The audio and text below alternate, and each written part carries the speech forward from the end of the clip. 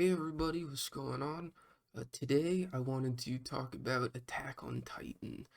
It ended at the beginning of this month, as a lot of you probably already know, and Attack on Titan has been one of the series I've been keeping up with for the longest now, and was also one of my favorites. So today I kind of just wanted to reflect on the series, kind of my journey with it, my favorite parts, what I like and didn't like, and then a final chapter breakdown at the end, because as I'm sure a lot of you have found out, it's been quite divisive, to say the least. Gonna be doing that today.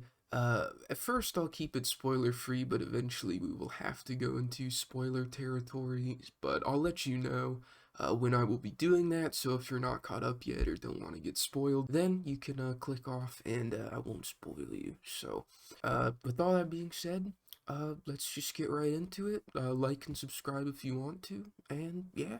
So as we all know, Attack on Titan is the story of Eren Yeager, who wants to kill all of the Titans as revenge for them killing his mother and breaking into part of the wall where he and his family lived and destroying his home and neighborhood. It starts off as seemingly a simple desire for revenge and a revenge story, but then evolves into something much greater and beyond that. And I love that. I think revenge as a story hook is very good, but it can overstay its welcome very quickly. I don't think it's enough to single-handedly carry a story, so I really like how Isayama handled that. Used the revenge of Eren to kind of pull us in, get invested, and feel bad for him, and then have the story shift and evolve before us as more things are revealed and they find out more things about the world. Hooked me in right away, and obviously did for a lot of people with its massive popularity. Attack on Titan definitely hit its stride with the anime, which is how I and probably a lot of people found out about it. I only watched the anime actually when the second season finally came out, so I kind of missed that initial wave of hype, but I'm not too mad since I know a lot of people kind of fell off of it because of the huge gap from season 1 to season 2. And it was just a really enjoyable experience for me when I watched seasons 1 and 2. I was like, hey, I like this. It wasn't quite one of my favorites yet, but, was excited for season 3 if and when it came out. And boy, did it come out. Season 3 is what turned me into a massive Attack on Titan fan, particularly Season 3 Part 2, as that is probably still my favorite stretch of the series, and still one of the best experiences I've had watching anime weekly ever. It just felt like every episode payoff was happening, character backstory, a reveal, an answer to a question that's been presented since the beginning. Everything was hitting in that season, and is what turned me into a massive fan, and I finally cracked and read the manga. And yeah, Attack on Titan is a great series if you're into that, sort of thing. The final chapter, which I'll get into later, I am very mixed on. I think it left some things left to be desired, but as far as looking at it as a whole journey, it's still great and definitely deserving of its status and popularity to me. Now, I'm gonna be getting into spoilers here. I'm gonna try and go like in order from arcs or seasons. Stick in and watch as long as you want to. But starting off from season one, I actually think the anime did like a really good job.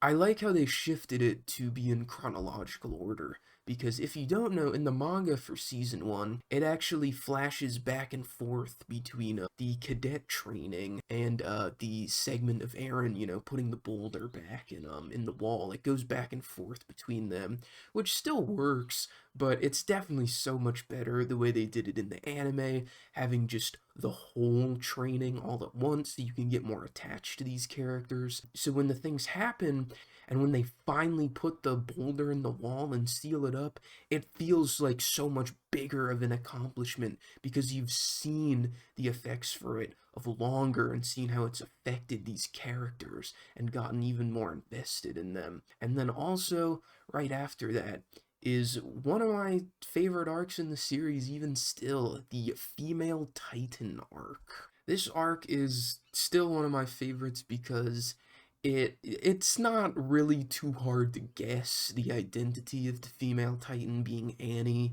I mean, just look at them.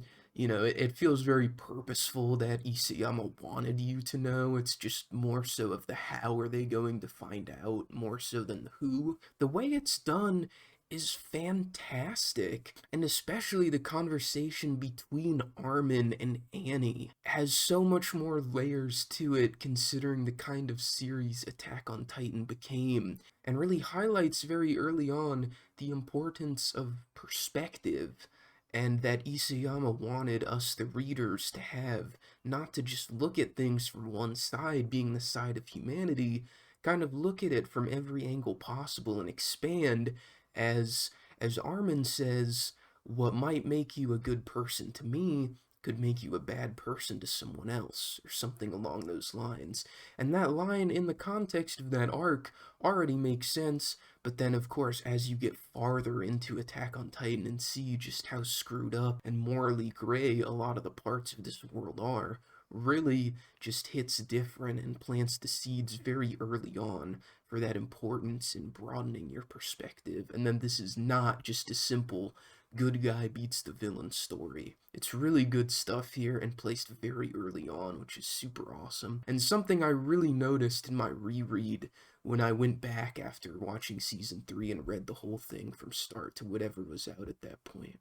And then, of course, we have the big reveal of Reiner and Bertholdt being the two Titans, the Colossal and Armored, who were the ones who broke the wall. And the way they revealed it, when I still remember how I felt when watching it, it's just Reiner just walks up to Eren all casual and dumps it on him. You're just in shock because it's something so big, but Reiner just dropped it so casually, but you can still feel the tension in that scene and on those pages from the reactions. It's so good, and then what ensues after that, of course, is just fantastic. And that's when I was really hooked on Attack on Titan. That was, the big moment for me. I already really liked it, but that was when I was okay, I'm gonna see this through to the end kind of thing. It's just a really good reveal, and Isayama is just really good at setting things up and giving rewarding payoffs to those things.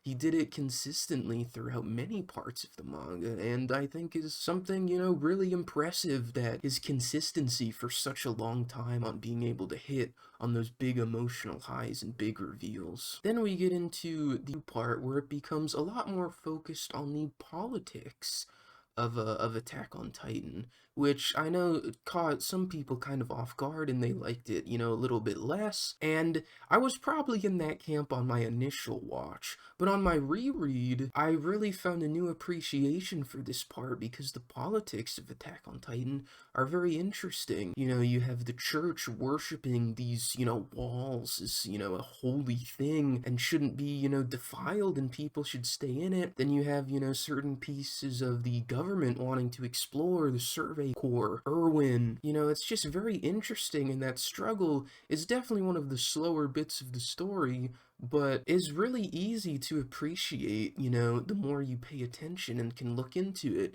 Yes, it's less action-packed, which, is a little disappointing because, who doesn't love big meat mecha things punching each other? But there is a lot of, excitement and world building in the stillness of a lot of these sections, and I really enjoyed that. Then we have the kind of season 3 part, the return to Shiganshina, I think is the name of the arc. As I said, this was when I became like, hey, Attack on Titan is one of my favorite series. We have Historia getting a big highlight here with her and her dad and revealing kind of her past. Then we have one of the best songs in the anime, I think, of Zero Eclipse, playing in the cave when she's, denying her father and finding her own path. That's still one of my favorite moments. And then we have Kenny, Levi's kind of adopted dad, not really, but kind of by default kind of thing. He and Levi's dynamic was super interesting and gave more depth to Levi's character, because before he kind of just seemed like a badass, and he is. But this one gave us kind of a peek into the past of Levi, and I'm sure that's expanded more upon in the manga. I think it's called No Regrets, which is the Levi backstory, which I have not read yet. I'm not normally a spin-off manga guy, but that one definitely seems like one I should check out. I think I'd really like it. But yeah, then we have all those moments, and then of course Season 3 Part 2. I mean, I could go on and on about this, but just the highlights: Erwin. Erwin, one of, if not maybe the best character in Attack on Titan, easily. We finally get the reveals about him and his past and understanding his motivations, and what we previously thought was kind of a noble commander who was willing to sacrifice anything for humanity to gain knowledge was really the most selfish of them all. He was really using, the scouts kind of to further his own goals. He wanted to know more about the world to prove him and his father right, and was using for humanity kind of as a disguise to try and motivate them and get these soldiers to work. It is a really messed up thing to do, but made him into an incredibly compelling character. And his character conclusion, where you have that panel of him, standing on all those bodies, of how, that's how he feels at the moment, is one of my favorite panels in the series, and is such a powerful way to conclude a character arc to a great character. And then, of course, eventually dies from Zeke, throwing the rocks at him after giving one last rousing speech.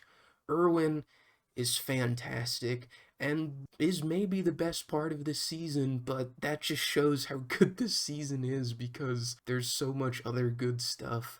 We finally get to the basement, which was a big thing throughout all of Attack on Titan. What is in Aaron's basement? What did his dad know? The secrets are down there, and we finally see them, and they expand the world so much. We learn more about civilization, not only outside of the walls, but across the sea of Marley. And then we finally get to the scene of Eren and Armin and Mikasa finally getting to the sea, something they've wanted since kids.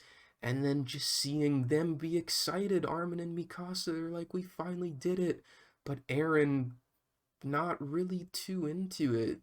It's not as much, it's not as good as he imagined, as he knows there's still more enemies out there, and many of them across the sea, which is a beautiful irony, as what he originally thought the sea meant, total freedom and was his goal, is the only thing between him and even more enemies across the world. It's very tragic and bittersweet, and it's just a really good moment, even if it's sad and very, very bittersweet, but it fits the tone.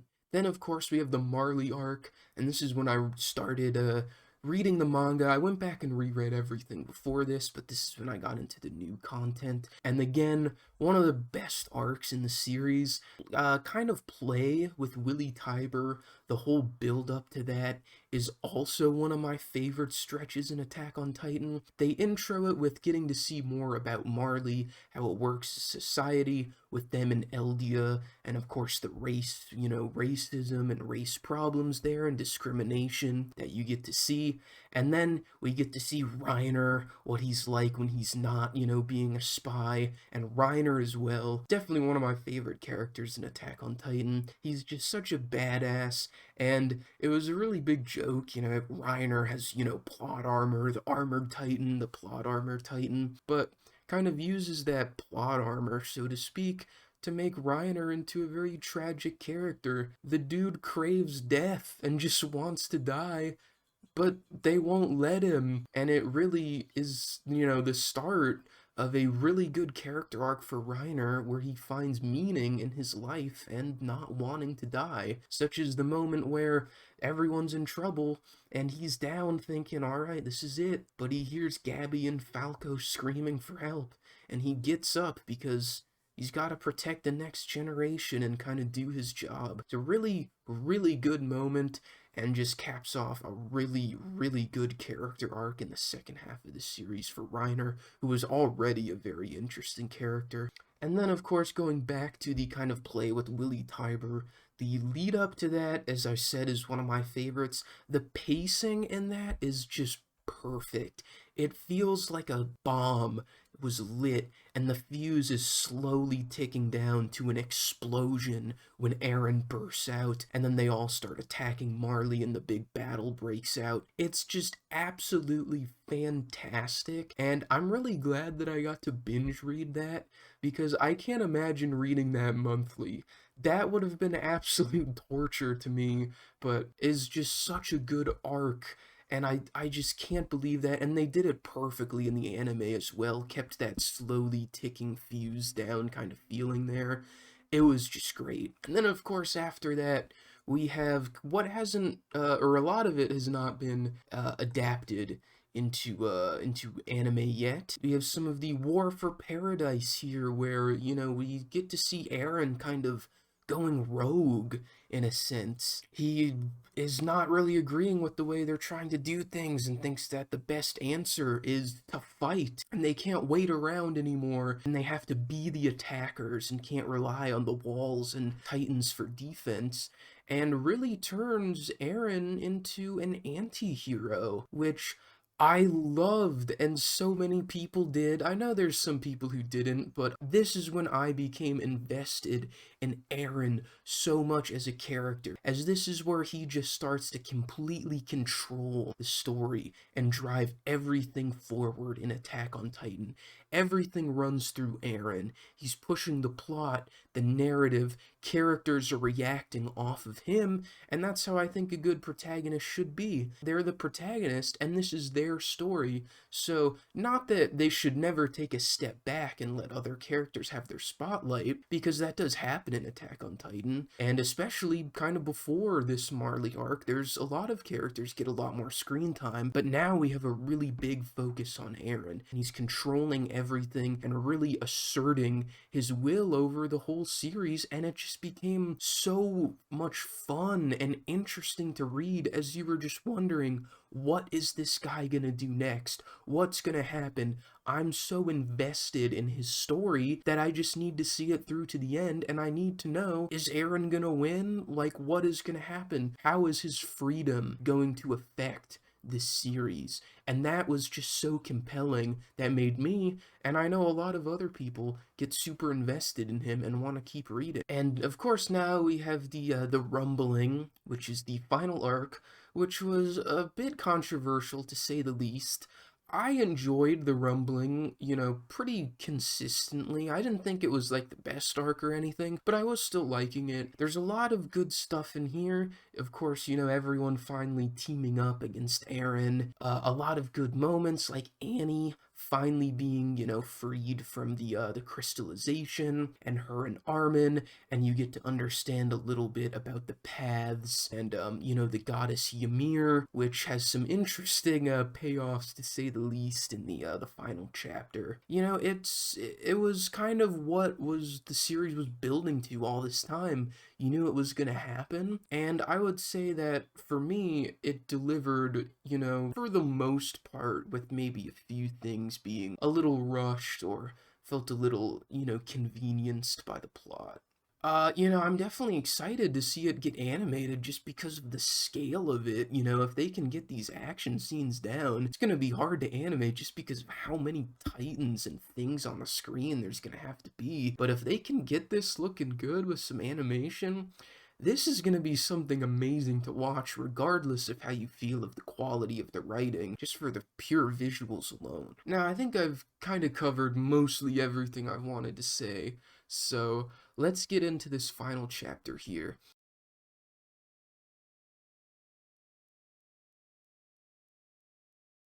Now, how do I feel about the final chapter? Well, I'm pretty mixed on it. There's some things I liked, some things I didn't like, and I really still don't know how to feel. That's kind of why it took so long to make this video. I kind of wanted to let myself calm down and really process it and, see how I felt after I let it sit for a while. And now I have, so, let's break it down. So, what did I like? Well, I think the tone of this final chapter is perfect. It's bittersweet and somber, but with a dash of hope, which is kind of always what Attack on Titan was. Nothing ever went perfectly, and nothing was ever super happy and, totally feel good. It was always a give and take. In this case, it was give Eren and receive the opportunity to try and make the world better. And as far as how it's gonna end, I think this is good to leave it up to reader interpretation based on what you want to believe. Do you think that the remaining survivors of Paradise Island can right the wrong, so to speak, and get the world on more peaceful terms? Or do you feel that this was just delaying the inevitable and the killing of all those people is just gonna hold back from everyone still wanting to press and continue the discrimination and still want to fight against them? I think that's something that was well done to leave to audience interpretation, and everyone can and has been interpreting the story differently. And I really like that. I think that's perfectly fitting for the kind of series and tone that Attack on Titan had. Then, of course, the Levi moment. This is just like the best character conclusion you could ask for this guy. And everyone loves the Levi moment. If you loved or hated the final chapter, no one's been talking shit about this. It's just been fantastic and is such a powerful send-off to a beloved character. And I really love how on the page after you saw Levi talking to himself and seeing the ghosts, they had no words on this chapter. Just let the visuals speak for themselves and have Levi, ghosts of his friends and comrades, send each other off with one final salute. It's a beautiful moment that words were not needed, and the picture spoke 1,000 words in this case, and was a beautiful send-off to a great character. Now, as far as, maybe some of the things I didn't like and I'm still mixed on, the main thing, of course, is Eren. I think I speak for most AOT fans here when I say that we wanted a sort of Eren point of view throughout the rumbling, so we could further understand his motivations and so we could receive a satisfying character conclusion and send off to a main character that we were all incredibly invested in and was driving the story forward. And did we get that?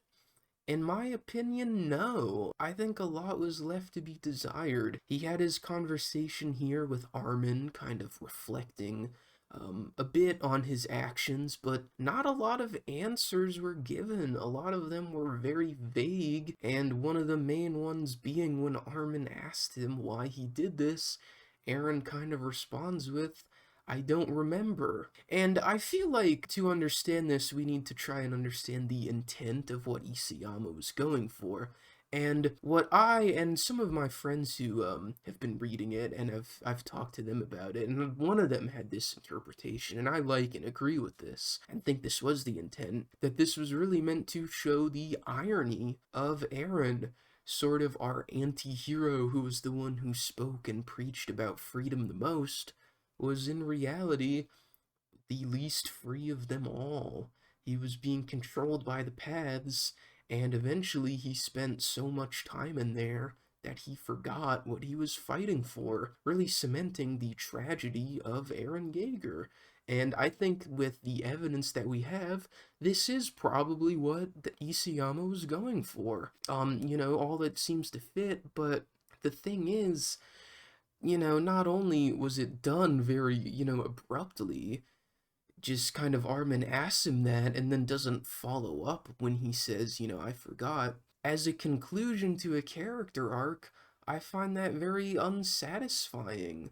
It really makes a lot of the things that Eren did, especially in Season 4, seem kind of hollow to me. it seemed like we were almost meant to believe that there were a lot of layers going into what Eren was doing for his motivations, the quest for freedom, fighting for his friends, even more, but it was just kind of paid off in the sense that this was kind of something Eren was going to do anyway, and seems like he's just trying to justify it to himself that he was doing it for his friends so he can seem less guilty, and ultimately, I think leads to a very unsatisfying character resolution to an otherwise great character. Now, we do have the Isayama cut, as some are calling it, which he's apparently going to be adding some extra pages into the volume release of the final chapter. So hopefully those final pages can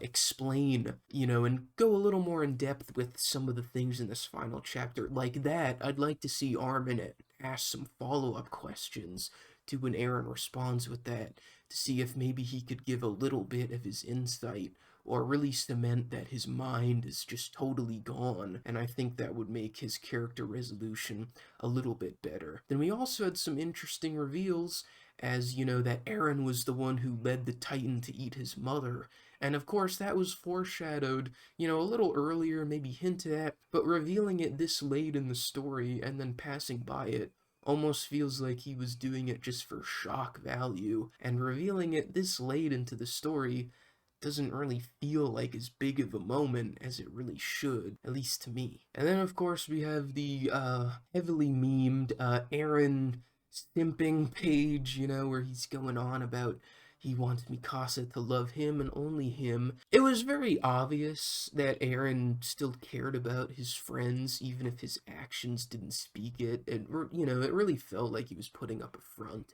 And if he was romantically interested in Mikasa, that makes sense. It's just the way it was shown felt very sudden. Just seems very out of character for Eren to kind of fall and kind of whine and cry and go on and on about Mikasa.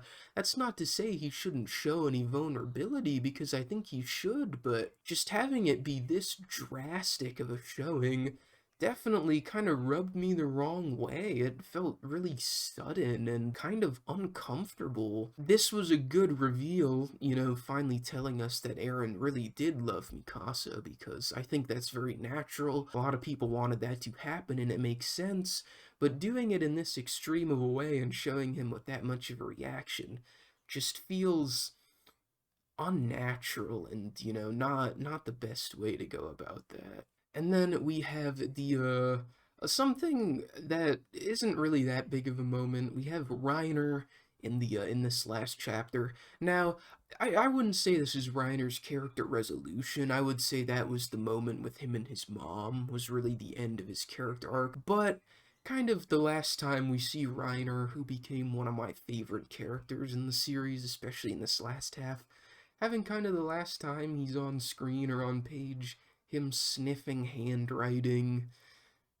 Eh, like, I know what he's going for. That Reiner is finally feels unburdened enough to where he can, kind of relax and do, goofy stuff like that. But having the last time a guy is on screen, having him sniff some handwriting is just not, it's not it, and that kind of rubbed me a little bit of the wrong way. But overall, even if this last chapter and ending was not the best, we of course still have the anime, which can of course expand on it, which I'm sure it will, and the aforementioned Isayama cut that will be adding some extra pages, which I think will make this ending a little bit better. But overall, I really don't think the ending, completely destroys the whole series, but that could be a whole topic for a video on its own. That does a bad ending ruin a series? I think that could be a pretty interesting discussion to have. Maybe I'll do that as a later date, but I do still love Attack on Titan. It did fall for me a little bit because of that ending, but overall, it's still one of my favorite manga and one of the most I've been invested in a series ever, just because I was watching and reading it for almost 5 years at this point. It feels crazy to say that it's finally over, but it's finally over. And for that, There's definitely a little, empty hole as I don't have any new content to look forward to, but I'm glad that, we do have an ending, and for all the years of consistently high entertainment it was able to give me, I'm forever grateful. Overall, I think Attack on Titan is a 9 out of 10. It's great. And I can't wait to reread it all sometime later to, I think, really understand and clarify how I feel, especially about some of this ending stuff, but that'll be definitely sometime in the future.